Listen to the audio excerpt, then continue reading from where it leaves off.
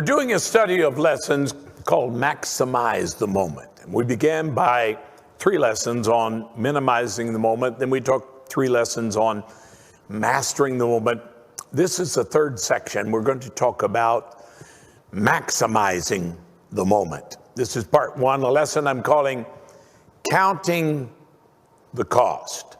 Counting the cost. There's always a cost that's involved in everything, not just in our resources, but also time, our energy. It's our life. See, life is like a coin. You must think of it this way. It's like a coin. We must spend it, but we can only spend it once. We don't have the option to go back and relive it again. No, that time has already passed. We can spend today, but yesterday is gone. Tomorrow has not come. So we've got to learn how to count the cost to make the best decisions we possibly can, to become the best person that we become. Now, how we spend this coin called life is going to determine whether the choice is good or bad. It's the way that we use it, what we do with it. The truth of it is, all of us have 24 hours today, but not everybody is going to maximize that moment. Many of them will waste the day, or they will use it in a way that's detrimental, a way that is destroying their lives. So we've got to learn how to count the cost, and we're going to look at different areas of our life to help us do this. For instance, think about friendship. Friendship. We need to learn how to weigh our friendships in light of God's purpose for our life. Now, if we do not know God's purpose for our life, then we don't know where we're going. If you don't know where you're going, then any road will do you. You're wasting time. You're wasting life. If you do know God's purpose for your life, you understand why God gifted you and created you and gave you this moment in time, then learn to weigh your relationships in light of God's purpose. How do we weigh friendships? Weighing friendships, ask good questions. Ask questions like this. Is our friend helping us fulfill God's will for our life? Some friendships are not helping. They're not beneficial at all. They're destroying God's best in our life. So why do we want to keep that person close to us when their life is drawing us away from the will of God? See, the truth is, there are many people that cannot see where God is taking us. They don't know. They may think they know, or they may be guessing that they know, but many people can't see it. And if they can't see it, don't spend a lot of time there. Just be nice, be courteous, be respectful, but go on with your life. Don't become weighted down with people that cannot see God's potential. So these kind of people, they only know where we've been. Many of them, they know who we were yesterday. They remember us when we were a child, or they remember us when we were young or such. Years ago, they saw us go through difficult times, and that became the defining moment in their life. That's the way they think about us. Now, find people that understand God's purpose and help us to fulfill it. The question is not, can they go with me? Some people, we take them with us only to regret it later.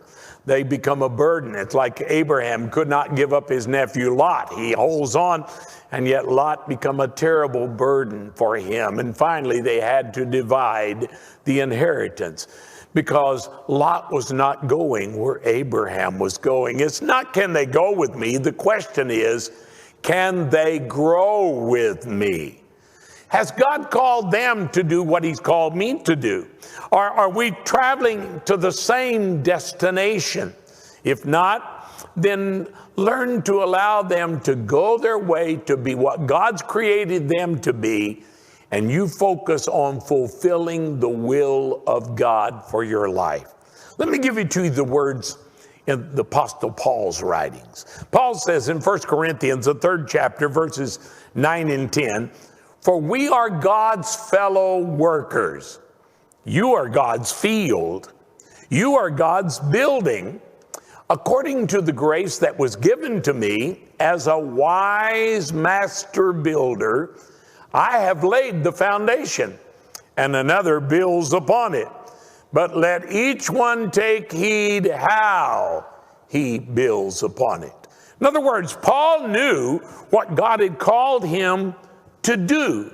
And he's saying the relationships I have with other people, I want them to help fulfill the vision that God has given to us.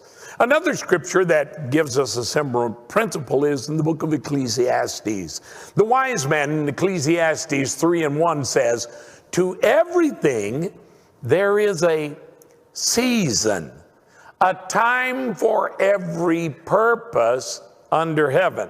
Now, those are wise words. Everything has a season, a season. It's not eternal. This is not eternity. This is time.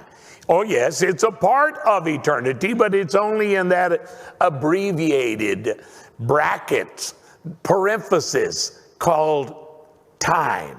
Eternity is time with the ends kicked out. I mean, there's no limit to that. But in this life, there's a limit for everything. So there's the seasons of life. And it's tragic. Probably nothing more tragic than seeing someone doing the right thing at the wrong time. That is always a mistake. It never works well because they're not bringing forth fruit in its season.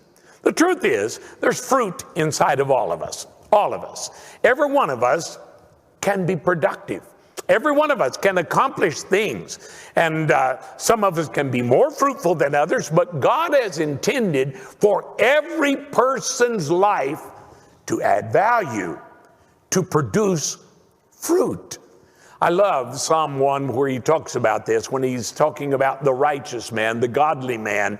He shall be like a tree planted by the rivers of water that brings forth fruit in its season, whose leaf also shall not wither, and whatever he does shall prosper. Oh, what beautiful words, and what a powerful truth if we apply it to our life. Every one of us can bring forth fruit, but we can only do it if we bring it forth in the right season. We can actively produce fruit effectively, powerfully, but if it's at the right time, the right season. If we miss the season, we miss the opportunity, and we're not going to be able to be productive as we desired. We will never maximize the moment. We're not maximizing our lives. So let's talk about these seasons. Let's begin with springtime. Spring is our planting and growth years. That's where we're investing.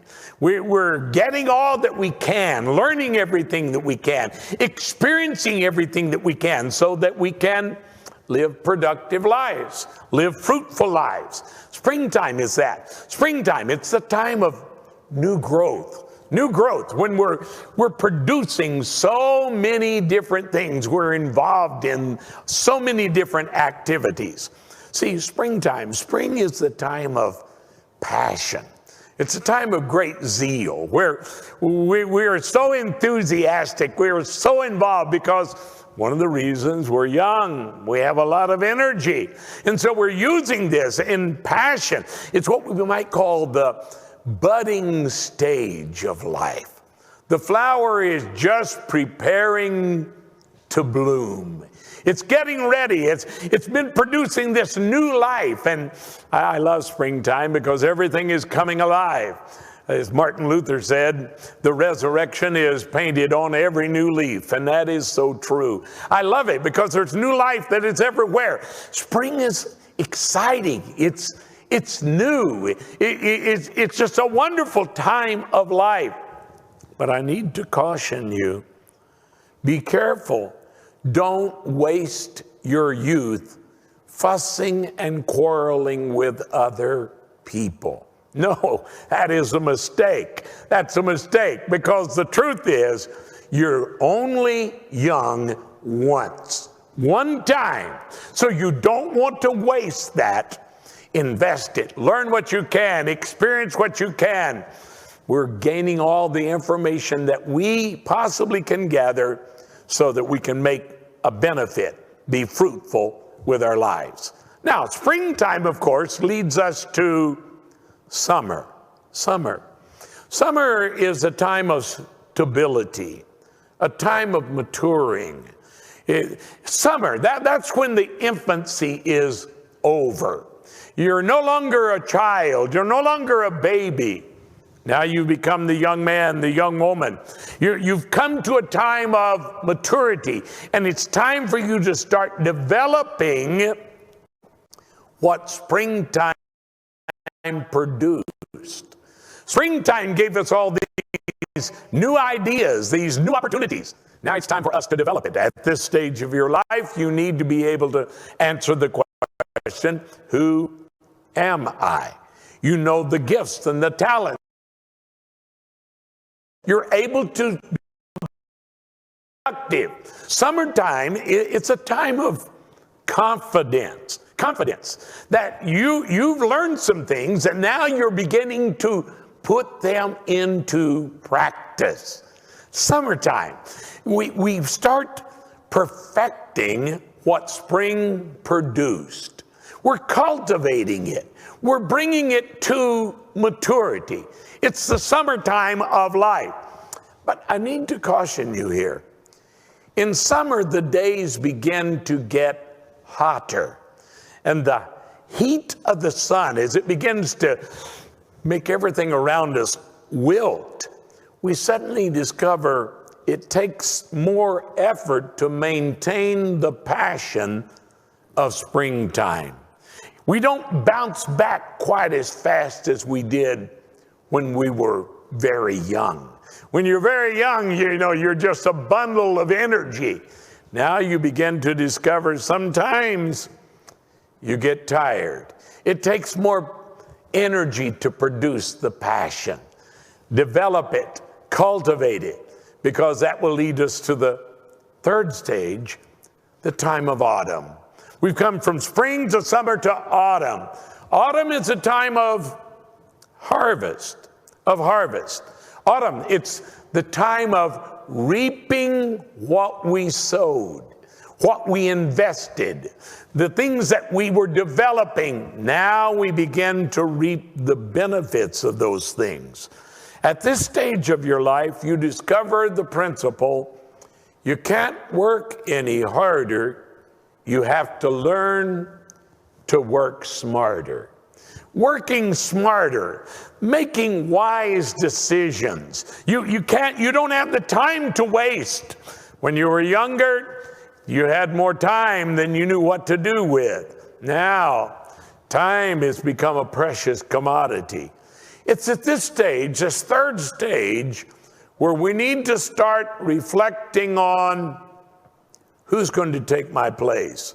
It's a time of choosing your successor.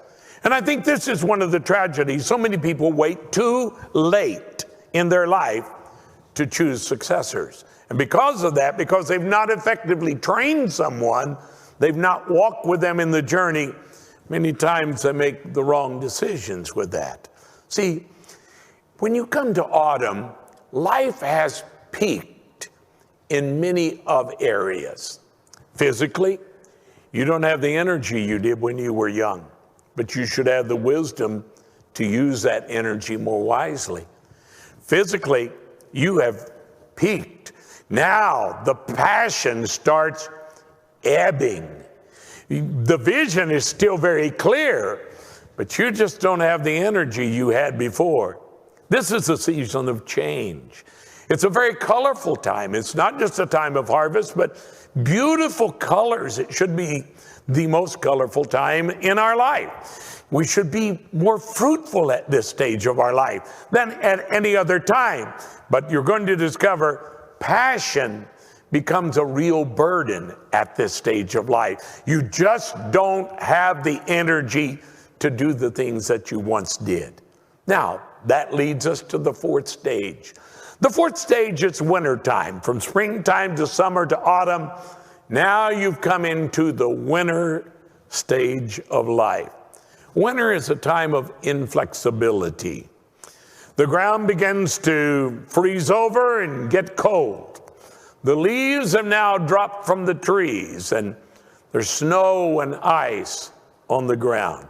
It's a time of inflexibility, or we could call it a time of tradition. Tradition. Now, what makes tradition so important to us as we age? It's because that's what we know so well.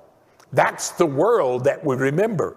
Traditions are maintained with passion because that's what we are familiar with. That's what we know, the world in which we grew up. Of course, the world is changing. The culture is changing. Life is changing. We are changing.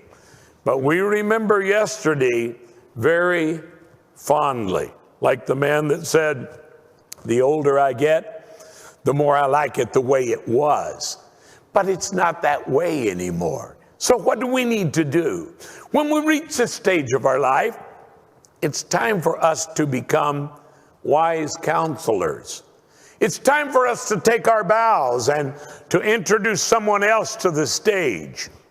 It's time to start promoting them, pushing them forward, because they're going to be the ones that are the main players in the game of life from this point on. We will be in the bleachers. We will be the coaches. We'll be playing the game, but we're playing it in our mind, whereas they're playing it with their hands and feet. So take your bows, do it graciously, and begin to promote a younger generation. I warn you, I caution you very strongly, don't make the mistake in the wintertime of life of thinking it's spring. It's not springtime for you anymore. It's not springtime for me anymore. Like the psalmist who said, I once was young and now I'm old. But he goes on to say, but I've never seen the righteous forsaken, or God's seed begging bread. Now, that's the wise person. Don't make the mistake. I've seen this, and because I'm around preachers all the time, more than once, I've seen an old man walk to the pulpit and say, I'm just a young man.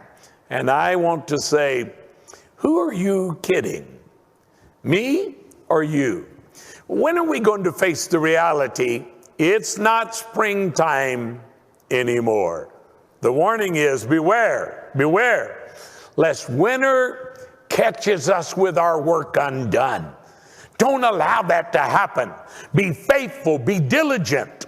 And when you get to winter's really not so bad if you're prepared for it, if you're ready for it. It's like the wise woman in the book of Proverbs, the 31st chapter, where he talks about the wise woman that she smiles, she laughs at the winter because all of her children are clothed. She has prepared them for it. So when you're sitting around the fire and you got plenty of wood ready for the fireplace, sitting there eating some of Mama's bread and butter and jam, is not all that bad, my friend. Now, in the book of 2 Timothy, Paul gives this admonition. He's talking to Timothy, the young preacher, and he says, do your utmost to come before winter. Come before winter. I'm going to say more about that later, but get here before the winter time gets here. I need you now, Timothy. See, this is the way that all great people respond to life. In winter, great people all do the same thing. What's that? They give away what they have been gathering. Every great person does that. They give away that which they have gathered. They learn to share their wisdom, share their resources with others. That becomes the great joy of their life. And they discover what Jesus meant when he said, it is more blessed to give than to receive.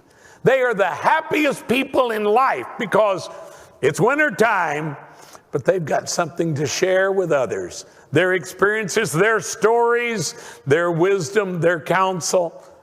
This is what Jacob, the old patriarch, before he died, he was talking to his sons, prophesying to them. When he come to Benjamin, this is what he said. This is Genesis 49 and 27. Jacob said, Benjamin is a ravenous wolf. In the morning he shall devour the prey, and at night he shall divide the spoil. Boy, that's the way to live. That's the way God intended for us to live. And if we're wise, if we do it right, if we went through each stage, the springtime, the summer, the autumn, the winter, now we're dividing the spoil. We're sharing the rewards with others. It doesn't get any better than that.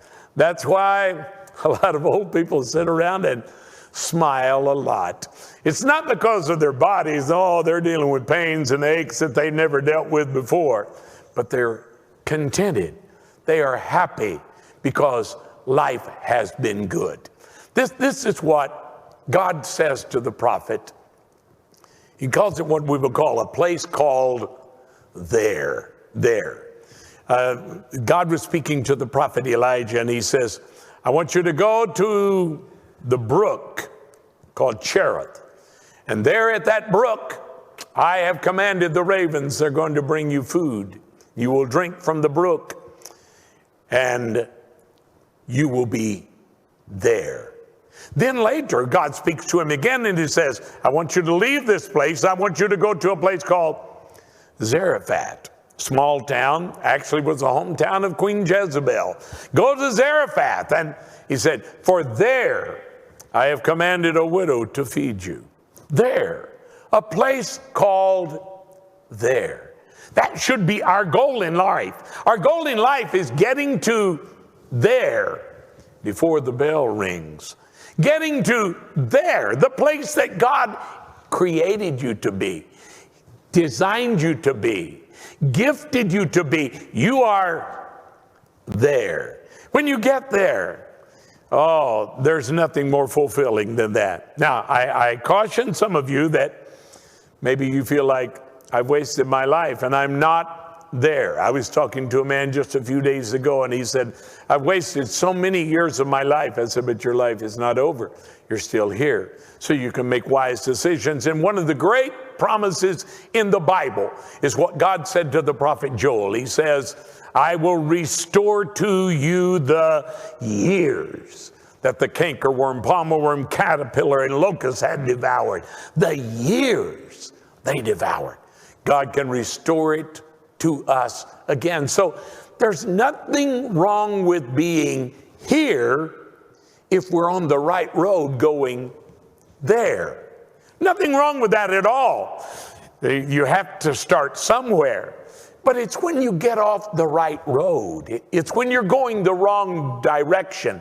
One of the ways that you know that, it's like one man says, our soul aches within us. On the inside, we know something's not right about this. This is not what God intended. And our soul aches within us. That ache reassures us that we are lost. We are in the wrong place.